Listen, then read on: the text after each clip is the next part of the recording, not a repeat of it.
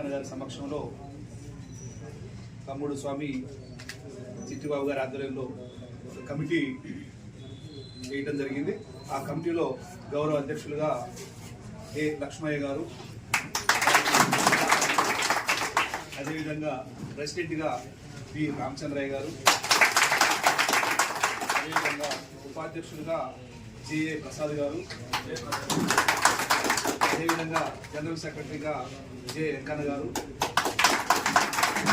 అదేవిధంగా జాయింట్ సెక్రటరీగా జి శ్రీనివాస్ గారు, అదేవిధంగా ఆర్గనైజ్ సెక్రటరీగా ఆర్ మహేష్ గారు, అదేవిధంగా ప్రచార కార్యదర్శిగా మూర్తి గారు,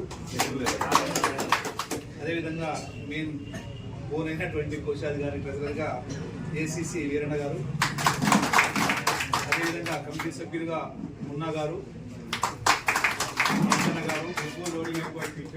వెంకన్న గారు, శంకర్ గారు కొత్తగూడ నుంచి,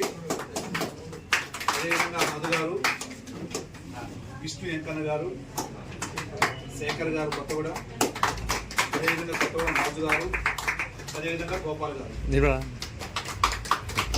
వీరందరూ కూడా శుభాకాంక్షలు. రేపల్లవాడ స్వేచ్ఛ జీవితంలోకి వచ్చి మళ్ళీ యథావిధిగా మీ యొక్క కాంట్రాక్ట్ పనులు చేసుకోవడానికి పోలీస్ ట్రాన్స్పోర్ట్కి సంబంధించి ముందుగా మీ అందరికీ శుభాకాంక్షలు తెలియజేస్తూ, ఏదైతే లక్ష్యంతో మనందరం కూడా కష్టపడి కనకన్నా గెలిస్తే మన జీవితాలు బాగుపడతాయి, మన స్వేచ్ఛ పిలుచుకోవడానికి చెప్పి ప్రయత్నం చేశారు. ఆ ప్రయత్నం మనందరం కూడా సఫలీకృతమై ఈరోజు మళ్ళీ తిరిగి స్వేచ్ఛగా